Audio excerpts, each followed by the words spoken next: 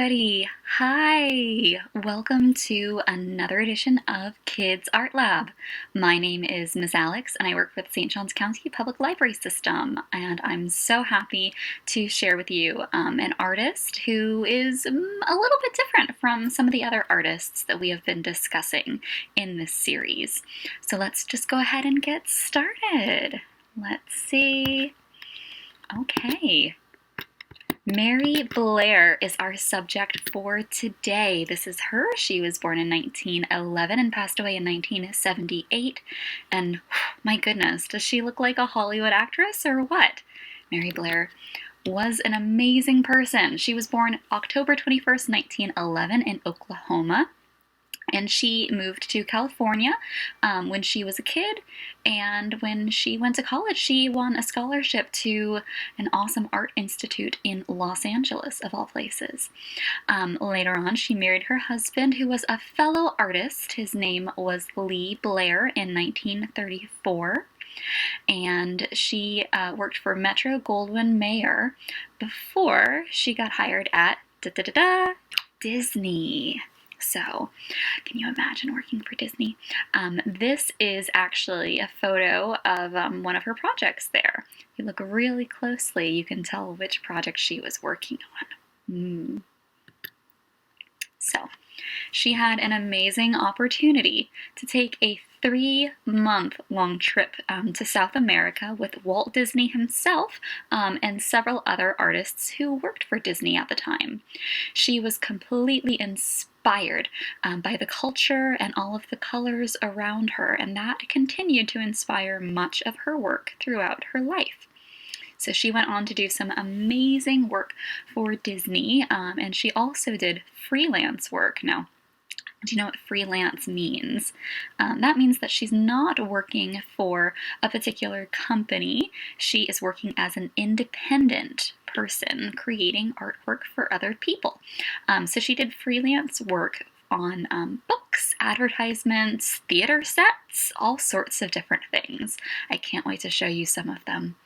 She was known for her use of color, bright colors, whimsy, so think like whimsical, fantasy, and very youthful, happy designs.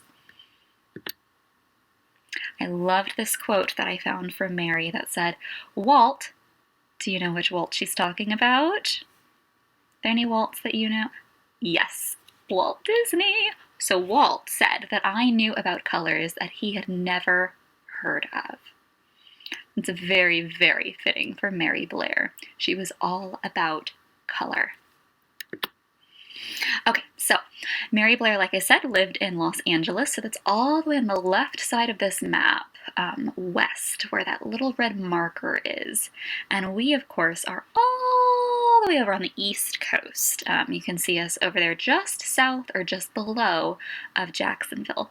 Unless we happen to have some people who are watching from outside of our library system. If you're from somewhere else, can you go ahead and drop your location in the comments below? If you're not from St. Augustine, would love to know where you're watching from. Okay, now look at this picture on the right-hand side here. Does that look familiar to you? It should. It's from Cinderella. Mary Blair did amazing concept work for Cinderella and many other Disney films. Now, this artwork was from about 1950 or a little bit before then. She also did the concept art and color styling for many other films, including Dumbo in 1941, The Three Caballeros in 1944. That one was very soon after her trip to South America, and you can see a lot of the influences in that. So, of course, Cinderella, Alice in Wonderland. Oh, Mary Blair had a lot of influence on Alice in Wonderland. If you haven't seen it, highly recommend it. That one was from 1951. And then, of course, Peter Pan as well from 1953.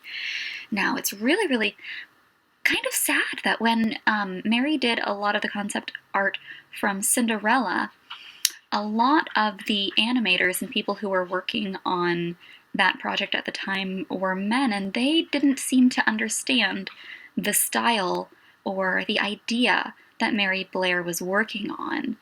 So a lot of her ideas didn't get used in Cinderella, which Walt was not thrilled about because he really loved Mary Blair's work. Okay, this painting was from Mary Blair's personal collection. It's called Triple Elephants. It was painted sometime in the early 1960s. It's gouache on artboard, and she painted it specifically to display in her home. Bright colors, almost fluorescent, and she framed it in this bright pink frame, kind of sets off that pink elephant there. And if you're looking closely at this painting, you can tell it looks very, very textured, right? And you can see some other colors peeking through in those textures. So it's not just a plain yellow or blue or pink elephant in this picture. You have other colors layered together to give it a more interesting effect and more depth. Okay, on a completely different note, not paint, well, painted tile, but this is the Grand Canyon mural. It was put up in 1970. It is 9 stories high. 9 stories high. And it's ceramic tile.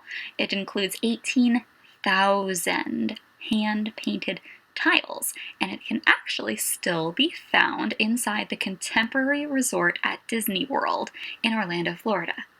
Have you guys been to Disney World before? Let me know in the comments if you have been, and have you been to this hotel? It's just outside Magic Kingdom, and have you maybe seen this mural and you didn't know what you were quite looking at? It's breathtaking. So this features animals, birds, flowers, and American Indian children. And we're going to take a little bit of a closer look at it because there's so much to see. There we go. This view on the left is the side of the mural. It's not the Grand Canyon part itself is not quite as tall as on the other side, and you've got birds and clouds up above, and you can see some of the detail of the different animals, the colors that are layered there, and the American Indian children there on the bottom.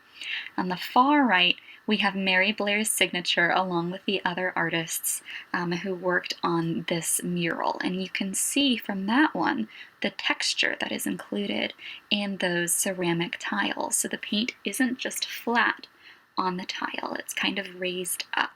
So there is so much detail on these tiles that include 9 stories. Can you even imagine? If you have the chance, I highly recommend checking that out if you have the opportunity to go to Disney World. It's quite a feat to see. Okay, now this is one of the things that Mary Blair is known for now. Have you been here before?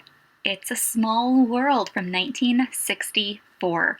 So, at this time, Mary Blair did not actually work for Disney anymore. She took a break for a while to raise her family and to do freelance work. But Walt Disney brought her back for certain projects, including this one, It's a Small World.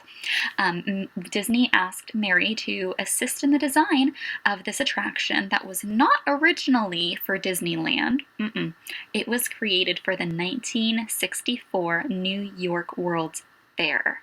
It was just supposed to be a temporary attraction there, but due to its massive success, of course, the design is replicated for permanent rides beginning in California at Disney World, but it eventually grew to include, Florida and Orlando, obviously at Disney World, as well as Disneyland Tokyo, Paris, and Hong Kong. So Mary Blair's work can be seen across continents, all from It's a Small World. You can see a lot of her specific style and color and just, it's amazing. I'm definitely going to look at that ride a bit differently when I get back to Disney World next time. There we go. On the left-hand side, you can see one of the pieces of concept art that Mary made before It's a Small World was built. And I see some really, really close resemblance between the one on the left and then the actual attraction on the right. Don't you? Is that song stuck in your head now? Oh, sorry, couldn't help myself. Okay, for some of our grown-ups who might be listening or watching to this art lab class today, I found this other quote by Mary Blair that really spoke to me. She said, "You get an education in school and in college, and then you start to work, and that's when you learn."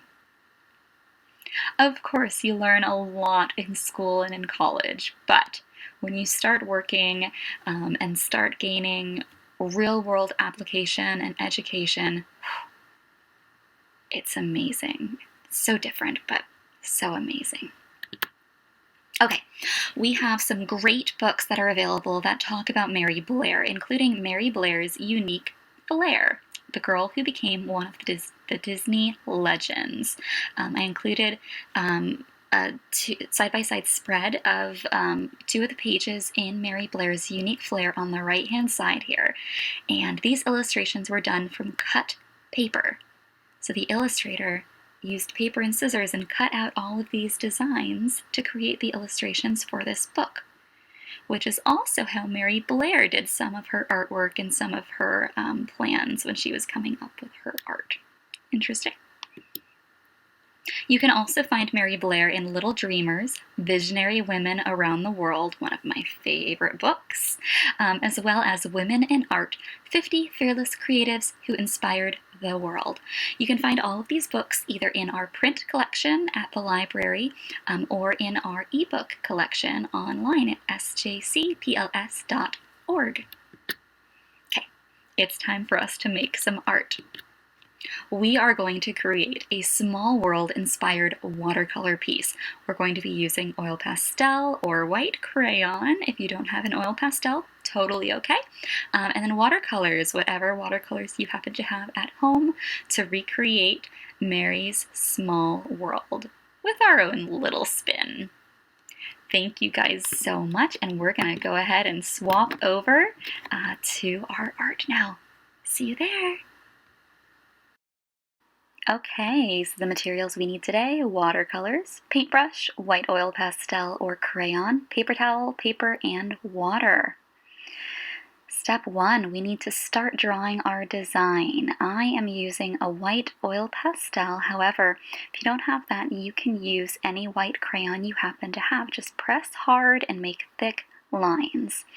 I know it's difficult to see what I'm doing here, but I am starting with some geometric designs, rectangles, circles, squares, that kind of shape. Step 2, time to add details. I'm going back into those large geometric designs and adding some smaller ones. Just some different designs inside the squares, rectangles, layering triangles, some circles, things like that, to give our small world inspired design just a little more interest and depth. Now, why are we using an oil pastel or a crayon? Because that material won't allow the paint to bleed through. So our paint is going to stay separate from that, and when we put the paint over it, you will start to see what I mean. Those colors are really going to start to pop. I can't wait to show you. Okay, step 3, it is time to paint. I am using some watercolors and trays, but you can use any kind of watercolors that you happen to have on hand. It's time to fill in the gaps, color inside the lines or out, whichever you would prefer. And you'll start to see as I get a little bit closer that my paint is not going over those lines. Now this is a great chance to practice some color mixing. I mixed up some pink from my red and my white, but the great thing about watercolors too is that if you don't have a white, you can water that red down with a lot of water and it comes out a little bit pink. So with watercolors, the more water you use, the less bright your color will be. If you use a little bit of water, Those colors are going to be very, very vibrant, and they're really going to pop. See, I had a little bleed there. My colors mixed together. But you can just take a dry brush, so rinse off your brush with water and then dry it on your paper towel, and run it over the paint that accidentally got mixed, and it will pick up that color. Okay, fixes it just a little bit. Okay, go ahead and color in all the rest of your shapes that you created. And now, time for the sky. See, I took a basic blue, I added a little bit of white and some extra color to it, and I got this very light sky blue.